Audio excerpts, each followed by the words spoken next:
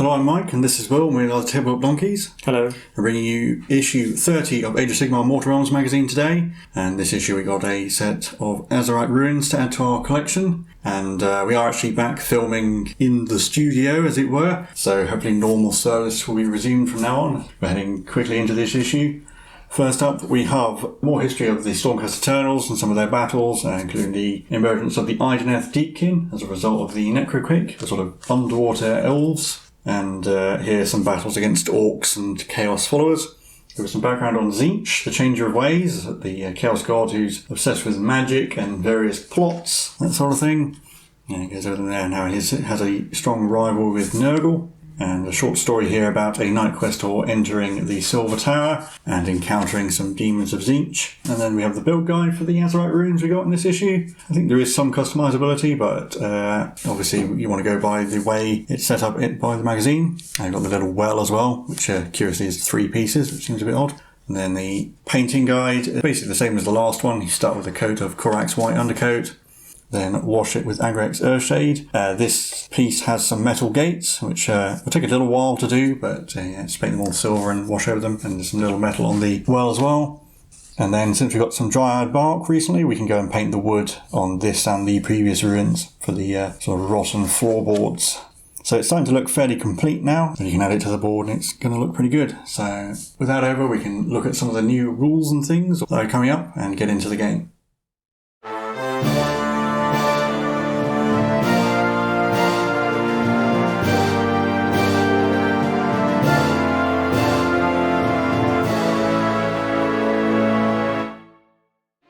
And here we are on to our game. This issue introduces us to the concept of the core rules, which is pretty much just clarifying and formalising some things that we already know. So I'm not going to go through all of this particular page in any great detail because it's all just things we already know, but it's putting it all in one place. Things like what units are, what battle plans, war scrolls, armies, and that sort of thing.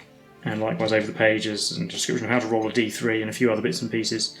It does clarify something which I don't think we've had formally stated so far, which is that when doing re-rolls, you re-roll before you apply modifiers. So if something says that your roll is failed or succeeds, you have to determine that before you add any modifiers or not, which you probably seems to use. And also, there's something about reserves here, which is not going to come up for quite a while, but it has a little bit there about units that are kept off the battlefield at the start to come in later. And then there's a tutorial here, which is just about movement and putting some things that we already know all in one place and giving some examples. So again, I won't go over it in any great detail, but it does mention on the reverse side, when a unit has fly, it can use that in any phase of the game whenever making a move, making pile-in moves and so forth, even though those are not in the movement phase, which again is something I don't think we've had stated before, but is just clarified here. And then we'll be on to the game proper. The little bit of background text we have here is essentially that Xandria Azurebolt and her Stormcast have encountered a ruined city in a forest clearing, and it is full of Nighthaunt, including a big Nighthaunt with a big axe, which is the Lord Executioner, as we'll see in a second.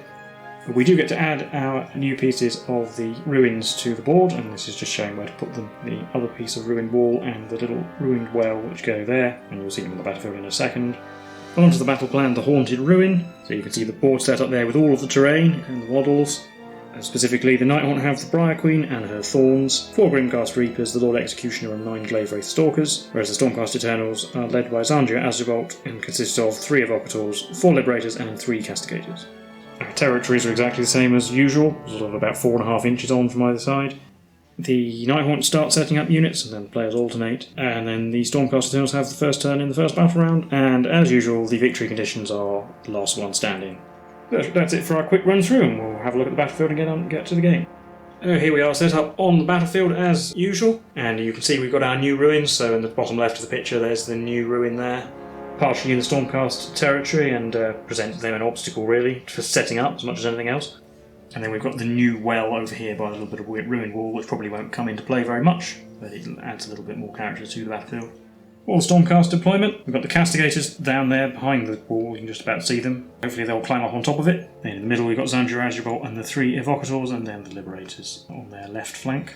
It's worth pointing out as well that I think this is the first time we've had a unit of 3 Evocators, but obviously 2 of them are technically Stormsire's Cursebreakers, who, at least on their war scroll, they're both Evocator primes, and so they have an extra attack. But for this, the magazine intends that we use them as normal Evocators, so they only have 4 attacks each with their weaponry.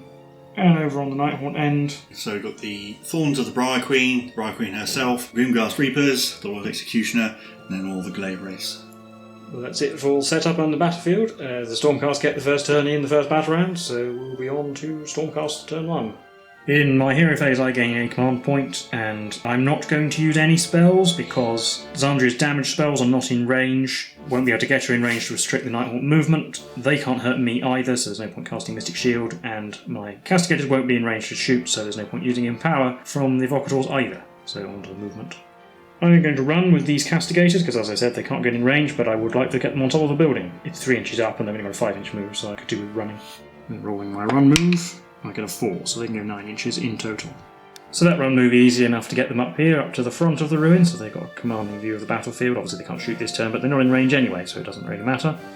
And then the rest of the models have all moved up, nobody needed to run. Xandria has moved up so that she can get her spells in range, potentially, for next turn, and the Evocators behind, and then the Liberators forming a shield wall up there. That's all there is for my turn, so we're on to the Nighthaunt turn. So first thing that's going to happen in my turn is I'll gain a command point, and then the Briar Queen is going to try and cast Howling Vortex on this spot right about here, which is so that with the 6-inch bubble it will hit the Liberators, not Xandria or the Castigators though. So we have a casting value of 7. Failed. So we're going to be a little bit cautious in the movement phase. We're just going to move up a few inches so that we're still all out of range of the Stormcast, and that'll be it for my turn. So we'll be on to a new battle round. It's to choice, see who goes first. I got a 4. I got a 1. I will make you go first this battle round then. Okay. Because none of my stuff is in range. So I'll gain another command point and then try and cast Howling Vortex again on this spot here, and it will hit all of the Stormcast apart from the Evocators if it's successfully cast. See if we can roll a 7. 5, we're improving, but that's not enough. Okay. I'm not going to move in my movement phase, I'm going to let the Stormcast come a bit closer. Okay, so it's on to the Stormcast then. And hero phase again, command point, and then I am going to use some spells this time. We'll start with Xandria. She's going to cast Spirit Storm. So there's a casting value of 7. Getting it with 7. The Briar Queen's in range to unbind if you want. No, I think Empower will be more dangerous. Okay, so that goes off. So there are no Nighthaunt within 18 inches to do mortal wounds to, but until the start of my next hero phase, all Nighthaunt within 18 inches of Xandria. So I have to subtract 1 from their run and charge rolls, so that might protect her depending on who gets to go first in the following battle round. And then the Evocators will try and do Empower. This is a casting value of 6. I got it with a 9. Well, I might as well try and unbind that. Getting a 12. Oh, so that doesn't go off. And then in the movement phase, Xandria has moved out by herself like this. She had to run, but only less than an inch, so I didn't bother rolling it at all. But she is now within 18 inches of the entire Nighthaunt army, so I get to go first. But next battle round, they'll all be in range of Spirit Storm, but even if not, yeah, she can hurt all of them. But the rest of the army has all shuffled backwards to make sure they're out of range of the Briar Queen, because every mortal wound counts when you're playing Stormcast, so I'd rather avoid it if possible. But that is actually the end of my turn, because the Castigators aren't in range to shoot anything, and they weren't even before they moved. So we'll be on to the next battle round. Rolling off again. I got a 4. I got a 4, so you get to pick. I'm going to make the Nighthaunt go first. Obviously Xandria is a little bit out in the open, but if I do this, my spell persists until my hero phase, so they'll be affected by it. So we're just going to cast Arcane Bolt with the Briar Queen, I think. Needing a 5, getting a 10. Wait, that's D3 mortal wounds, isn't it? Yes, I will use my Void Control to automatically unbind that. So movement phase, the Grimghast Reapers have moved up normally, try and charge Xandria. The Glaive Race Stalkers are going to run. Oh, they get a 6, so I don't even have to spend a command point. After their run, the Glaive Race Stalkers are going to form a little 3x3 formation down the near end of the board. The Lord Executioner is just going to move up behind the Grimghast Reapers, so he's closer to the Thorns, so he'll benefit from Lookout Sir if the Grimghast Reapers charge. But the Thorns are moving up normally and the Briar Queen's moved up behind them. Actually just shuffling the Glaive Race Stalkers back an inch because we remember that they were within range of Xandria's spell, so they only ran 5 inches and not 6. Briar Queen isn't in range to scream at Xandria, so it's on to the charge phase where the Grimghast Reapers will charge Xandria, or try to. So they're only to roll an 8 to get in range because they're 7 inches away and they get -1 to this roll. But they rolled a 5. I'm just going to spend a command point to re-roll that. And you've got plenty, down to 2. But that's not enough. 7 would normally have been enough, but the stupid Spirit Storm is slowing them down, so it's not going to be enough to get them in range. And that'll be the end of my turn. Yep, so on to the Stormcast turn. So again, a command point in the hero phase, and we're on to spells. I start with the Evocators actually. They're going to do Empower. So casting value of 6, gaining a 7. Yeah, you can have that. Okay. I'll put that on the Castigators. it can be used on any Redeemer or Sacrosanct keyword units, and they have the Sacrosanct keyword. So that lets them re-roll all of their wounds until the next hero phase. And then we'll go for Spirit Storm. All of the Nighthaunt are within 18 inches of Xandria. Need to roll a 7. That's a 5, so it doesn't go off. For my movement, Xandria's going to move this way, because I think I need to put the hurt down on these Glaive Race Stalkers, because a big unit of 9 of them is quite scary when they get all their re-rolls and everything. Castigators have moved up a little bit to get in shooting range, but they're also spread out, so hopefully you can limit the number of Nighthaunt who can actually get on top of the building. Liberators and the Evocators have gone this way. Yeah, the Evocators ran to try and get them over to the other side over there. But with that, we'll be on to the shooting phase. The Castigators are going to shoot at the Glaive Race Stalkers.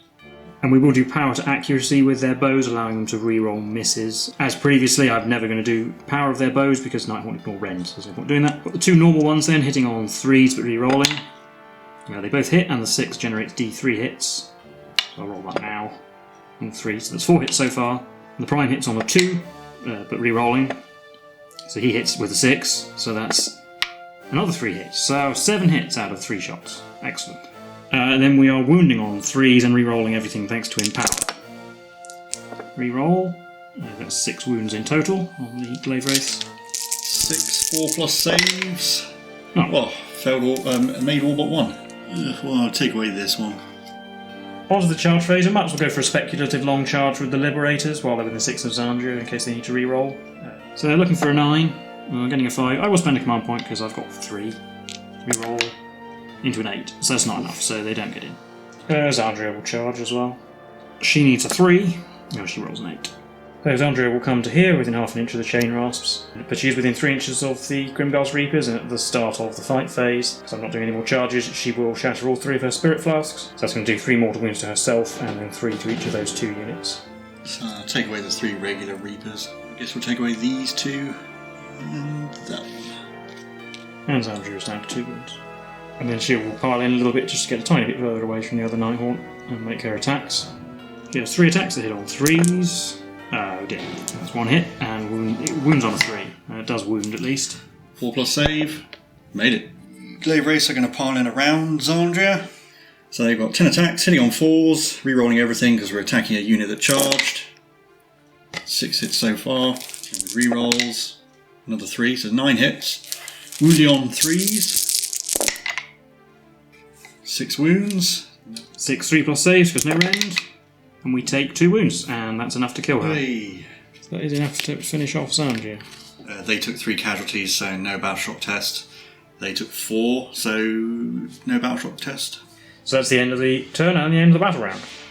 Rolling off for the next one. I got 6. I didn't. I guess I will definitely go first, because then I can charge. In the hero phase, I technically gain a command point, but that's not relevant anymore, because my hero is dead. So we will try and cast Empower with the Evocators. Needing a 6, getting it with an 8. Yeah, might as well try and unbind that. Needing a 9. Don't get it with an 8. Not quite. I'll put that on the Castigators again. No, it's a 12-inch range, so I can do that. On to movement. The Castigators have all shuffled forward. They're all in bow range of the Lord Executioner now. The Liberators have come this way. The intention, hopefully, of charging the Glaive Race to the left, and the Evocators, they ran to get behind the line again. But that's it for that, so on to shooting. Castigators will shoot at the Lord Executioner. We'll do the 2 normal Castigators first, hitting on 4s because he does get lookout, so that re-rolling 1s. Their Etheric Channeling lets them re-roll 1s and not all hits, so we did get that wrong last turn, but I rolled a 1 and re-rolled it, so that's fine, I didn't roll any 2s. So yeah, 4s re-rolling 1s, there's a 4 and a 1, re-roll 1, into a 6. D3 hits for 1, so it's only 2 hits. And the Prime hits on a 3 because he normally hits on 2. Re-rolling 1, so he got a hit. So 3 hits total, wounding on 3s, but re-rolling thanks to Empower. Okay, so that's 3 wounds on the Lord Executioner. 3 4+ saves. Made all of them. Okay, never mind then. On to the charge phase. The Liberators will declare a charge. Well, 3 is definitely not enough, I don't think. Nope. Yeah, so they are actually just over 3.5 inches away from the Glaive Race Stalkers, so that charge fails, and the Evocators ran, so they can't charge. I'm actually going to declare a charge with the Castigators. Because they have Empower on them, re-rolling wounds, they're not amazing in melee, but they could do something, and if it is like a 10-inch to go down all the way down and across, but if it goes off, it would actually potentially be quite good. Better than being charged in return anyway, so we're going to try for it. 7. Yeah, that's not enough, but it was worth a go. So that will be the end of my turn, on to the Nighthaunt turn. So in my turn, we're going to start the hero phase by gaining a command point and then trying to cast Howling Vortex, probably about on this bush here, so it will hit all the Stormcast. Casting value 7. Can I successfully cast it for once? No. So my movement phase, basically everyone's moved up. Start with the glaive race. They're going to move up around, staying 3 inches away from the liberators. Hopefully go after some of the castigators. The Extoller of Shyish and the Lord Executioner are going to move up so they can charge into the liberators. And the Thorns and the Briar Queen have moved up as well. And the Briar Queen's in range for her scream. So the Briar Queen's going to scream at the liberators. 3 attacks hitting on 3s. Getting a single hit. Wounding on a 3. It does. Ren -3, so that just does a wound. So someone takes a wound. I'll put it on this guy on this end. In the charge phase, the Lord Executioner is going to charge. What? And 8's definitely enough for where I want him to go. So he's going to finish up there. I might as well put him into base contact, to be honest. The Extoller of Shyish will charge, needing anything but a double 1, so it's going to be enough. And then the Glaive Ray Stalkers are going to charge. Whoop, I'll reroll both in the box to make it fair. Getting a 5. That is enough to get them in range of something, but I am going to re-roll that. Yep, getting exactly the same. So I forgot that Fly lets you ignore vertical movement for charging, so actually the 5 inches is easily enough to get the Glaive Race into contact with the castigators, and then they'll be able to pile in up the building and end up closer. So he's allowing me to get my command point back since I re-rolled into exactly the same result. Yeah, and I'm fine with that, because if you'd remembered, because the 5 would have been enough, you just forgot. So 2 of them are going to end up on top of the ruin, and then the other 3 have to stay down the bottom. So when they do their 3-inch pile-in, they can pile in so they're on top of the ruin. Yeah, and actually using the fly rules that were clarified with this issue, in fact, when piling in they can use fly, so they move sideways and ignore the up and down distance. Yeah, no more charges. So I'm going to pick the Glaive Race to go first. We're going to have to do some fancy piling in, I think, see if we can get how many we can get. So we are successfully able to pile in, so this guy can pile in round, and there's a little outcropping. He stays on, he's not quite flat, but we can pile in and get everyone in range. Attacks, hitting on 4s, re-rolling everything, because we charged. Again, they're doing really well this game. 9 hits again. Wounding on 3s. Not so good, only 5 wounds. So I've got 4+ saves for the castigators. Failed 4, so there's actually 2 dead castigators in total. So I shall remove the 2 normal castigators. I didn't show on camera because it would probably all have fallen off if I tried to do it. That leaves just the Prime alive. But now I get to pick a unit to fight. Obviously I will pick the Liberators because they otherwise might die. So they'll pile in like this, using their pile in move to move round the bases. So I can get 2 to fight the Lord Executioner, and then 2 will have a go at the Extoller of Shyish. So 4 attacks on the Lord Executioner, hitting on 3s because Liberators get +1 to hit against things with 5 or more wounds. Well, that helps, but not with the 2s. So we've got 2 hits, rather than 1, and wounding on 3s. Oh, double 1, never mind. 4 attacks on the remaining, the Extoller Shyish. 1 hit. It's 1 hit, yeah, wow, they're doing well. Wounding on 3. Oh, I did. You only need 1, 4+ save, made it. He's fine. So I'm going to pick the Extoller of Shyish to go next, see if he can kill someone with his bell. So he has a single attack hitting on a 3. It hit, and it wounds on a 3. It did. Oh, rend -2, so it's a 6+ save rolling once, because you got a shoot. Indeed. That's 2, which is not a 1 or a 6. 2 damage.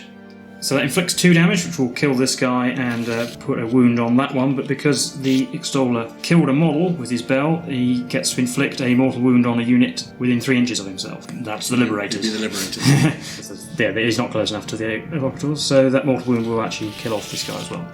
Then the Castigator Prime gets to go, since I do get my pick, so he'll pile in a bit, so he gets within weapon range. 2 attacks hitting on 3s. Sorry, hitting on 4s, so they both missed. So finally the Lord Executioner is going to go. He's just going to pile in, so he's within 1 inch of the Liberators. Also the Death Knell, the Extoller Shyish is only ren -1, but we'll roll a 2, so it doesn't matter. Executioner has 3 attacks hitting on 3s. They all hit. They wound on 3s, and 6s are 2 damage. Or an extra 2 damage, sorry, yeah, 3 damage. So you got 2 1s and a 6. Yeah, so this is Ren -2, so it is a 6+ save re-rolling 1s, but it's 3 damage if it goes through, which it does.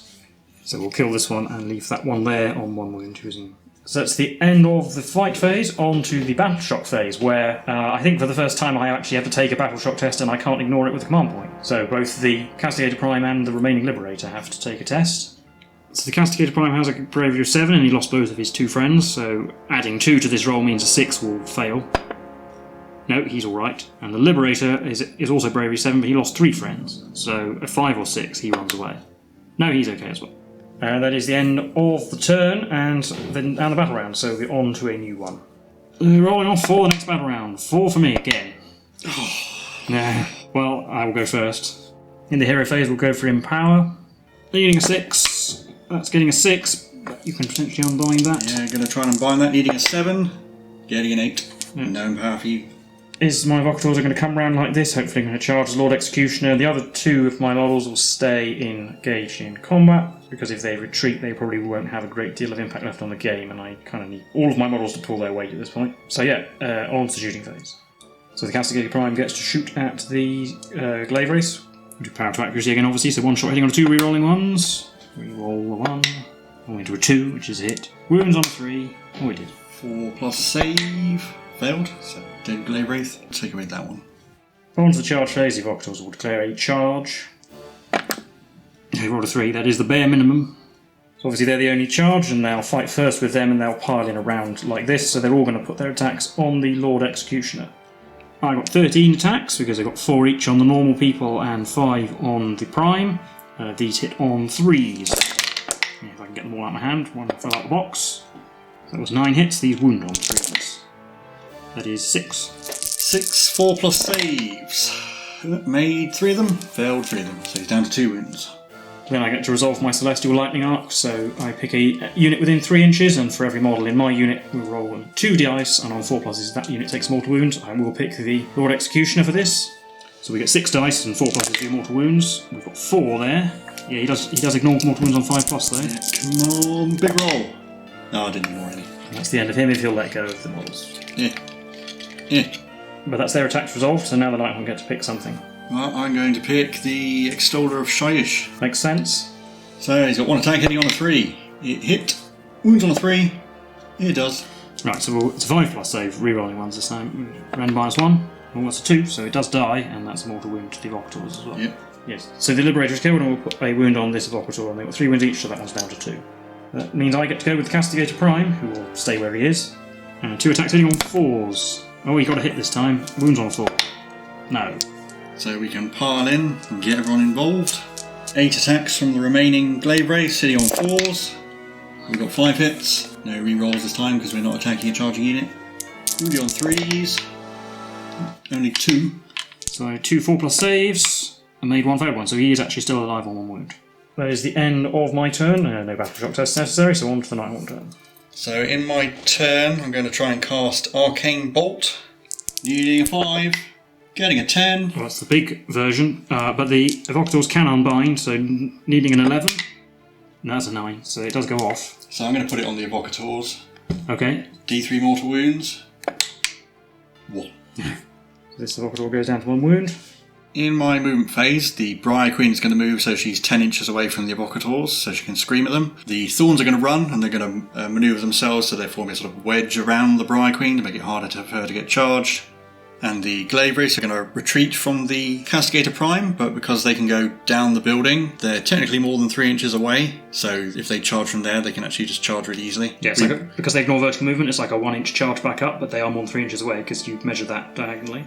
Finally, the Extoller of Shyish is stuck in melee, so on to the shooting phase. The Briar Queen's going to scream at the Evocators. 3 shots hitting on 3s, getting 1.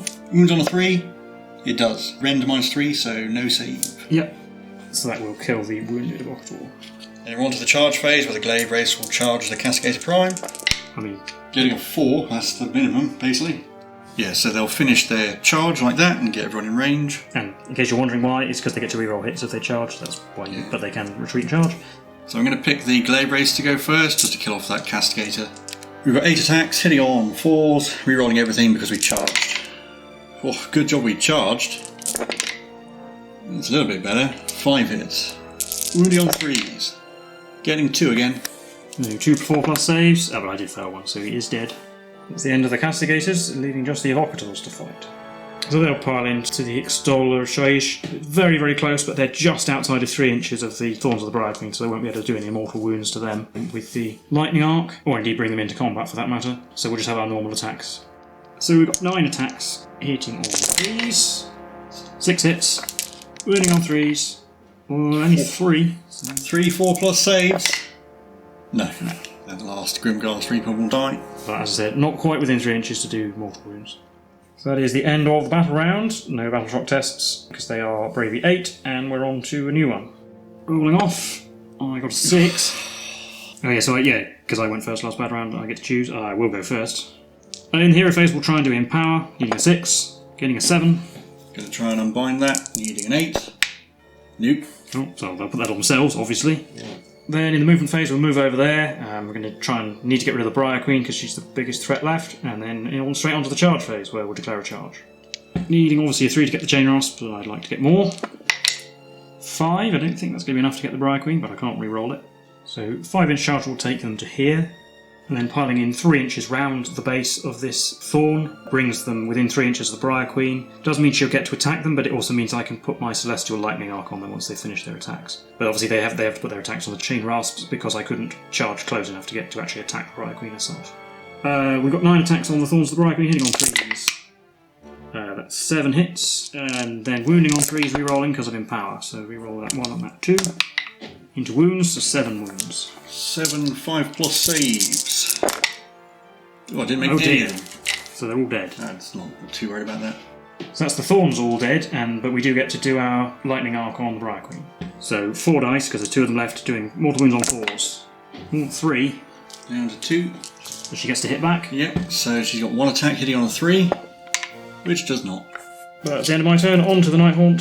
So we're going to start by trying to cast Arcane Bolt. Needing a 5, getting an 11. We've got the big one again. I can unbind that with a 12 if I get one. Nope. That's D3 mortal wounds. D3 mortal wounds. 2. Well, that's 2 wounds from an Evocator, that's pretty good. Put that on the regular Evocator. And then the Briar Queen's going to stay in combat. So they're going to finish their move like that. On to the shooting phase. 3 shots hitting on 3s. Getting 1 hit. Wounding on a 3. It does. Can't save it, so that kills the wounded Evocator, leaving just the Prime. So that means the Briar Queen's now unengaged. Yes, she's no longer within 3. The Glaive Race are going to charge. Needing anything but low. More than that is what was needed. Unfortunately, that is not enough, and they're more than 6 inches from the Briar Queen, so they can't re-roll it. So that's the end of the battle round, on to the new one. Can I keep rolling 6s? 4. I either roll 4 or 6. I haven't rolled anything other than Come on! Finally! I'm going to go first. So, we're going to start the turn by casting Arcane Bolt. One big roll. Getting an 8. I'm down to 1 Evocator, so I can't unbind it, because they only have the wizard keyword if there are more than 2 of them, or 2 or more of them. So he's down to 2 wounds. So, the Glaive Race Stalkers are going to move so they're 3 inches away from the Evocator, and then the Briar Queen's going to move away from him, but still stay within 10 inches, so she's going to try and scream at him. 3 attacks hitting on 3s. Actually got more than 1 hit for once, got 2. Wounding on 3s. 2 wounds, he's dead. He's dead. Ren -3, no save. So that's the end of the Stormcast and a Nighthaunt victory, which is a rare occasion at the moment. So yeah, that's in this game, and we will recap all of that for you now. So that was our game for issue 30 of Mortal Realms magazine. How do you think that went? I won, so obviously it went as well as it could. I mean, it would be nice if I got to choose who went first a few times. Yeah, I did roll only 4s and 6s, I think, for the battle round Pretty rolls. much. But and I think if you had gone first a couple more times, it would have been over a little bit sooner. Probably it might have been over a turn earlier at least if I'd gone. Because if you were able to dictate how and when you dealt with the Evocators, then you probably they wouldn't have done so much damage. Yeah, I was planning to just feed them 1 unit at a time and just scream at them while you fought all the rest of my army. And you were I don't think you made any of your saves all game pretty much, except for the Castigators. No, that's true. I made a couple of 4+s at the end, but my saves were pretty bad. You also rolled really well for Arcane Bolt. You got the big Arcane Bolt 3 times. Yeah. Although once I think you got dispelled, and then once it only did 1 damage, but still. It drew out my Void Storm scroll though. Yeah, I never actually managed to cast Howling Vortex. Yeah, if you'd managed to do more than 1 mortal wound to a few other bits and pieces here and there, it would have been over sooner as well, I think. Yeah, and then the Glaive Race did really well this game. They usually do fairly poorly, but they're making all those saves was really important. Yeah, and they rolled a lot of hits as well. The re-rolling hits is quite useful. It took them a little while to chew through the Castigators, but they killed Xandria before that. And I guess once again we didn't really get to see what the Grimghast Reapers can do because they mostly died. The Explorer Shaiish did well. Yeah, he killed 2. Killed 2 people proxy. And did a couple of mortal wounds. And he also got in the way. Yeah, that was the most important bit. Was quite important actually. Your Lord Executioner was dangerous when he did get into melee. Well, I think the issue is you really need to roll those 6s to get the most out of him. Otherwise he's pretty worse than the Briar Queen Scream most of the time. And I think that's actually what we said the first time we had him is he needs more than 3 attacks in order to really be... But yeah, again, the Briar Queen is one of your most dangerous models, and I still try and prioritise getting rid of her. Yeah, I'm not sure whether sending Xandria out to blow herself up was actually a good move in this game. Of course, she killed 6 Nighthaunt, but then she didn't really do anything further, and actually losing her spells may have been a mistake. Perhaps I should have kept her back. I had a choice, really, because I sent her out front, obviously, because I could try and keep you back using my spell, which did actually pay off, because the -1 to your charge roll did come into effect. Possibly made the wrong choice. I just don't know, actually. It's very difficult to know, even with hindsight, whether that was the right move or not. I think perhaps also I made the mistake of doing damage here and there to your units, so I damaged quite a few of your units but didn't really manage to kill any of them off until right at the end. I think maybe I would have been better off focusing on one unit at a time. I did get unlucky rolling a 3-inch charge with the Liberators. If they'd made their charge into the Glaive Race, they might have got rid of the Glaive Race, but on the other hand, then the Liberators wouldn't have been in the way to absorb the charge of the Lord Executioner, so it's difficult to say. Yeah, and the Lord Executioner does have the potential to kill all the Evocators in one turn, because they're still a pretty dangerous unit. But yeah, the Evocators were excellent. Well, they pretty much did all the work. They have a huge damage output, but I do try and be cautious with them to make sure they don't get damaged too much before they get to attack. They need to get damage in before they start being whittled down, really, otherwise they start to not be worth their points. They do have 3 wounds each, but if the Glaive Wraith got to charge them, they still only got 4+ saves, so... I still feel like the Castigators let me down a bit. I mean, sure, they got a ton of hits in the first shooting phase, but that was when you made all your saves with the Glaive Wraiths. They did shoot at the Lord Executioner one time, but... Yeah, I made all my saves. Yeah, I rolled 3 5s, yeah. Maybe they did okay and your saves were just above par, possibly, but I still feel like I would want at least a minimum of 5 of them to have a great deal of effect.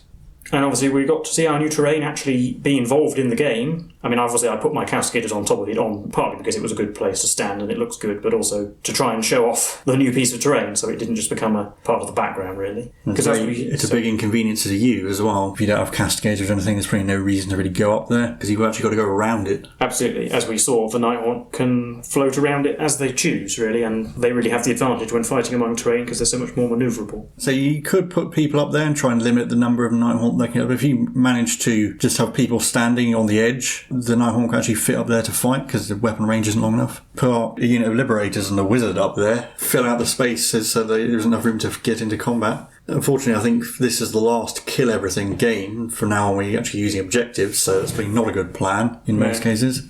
But still, it's a good piece. It continues to add a little bit more interest to this board, which is still kind of just a flat playing, so it's still not that much. Two big kits to come as well. Yeah. But I think that's all we have to say for this issue and this game, so if you enjoyed this episode, please feel free to leave a like and subscribe. We've been the Tabletop Donkeys, and we'll see you in the next one. Bye for now.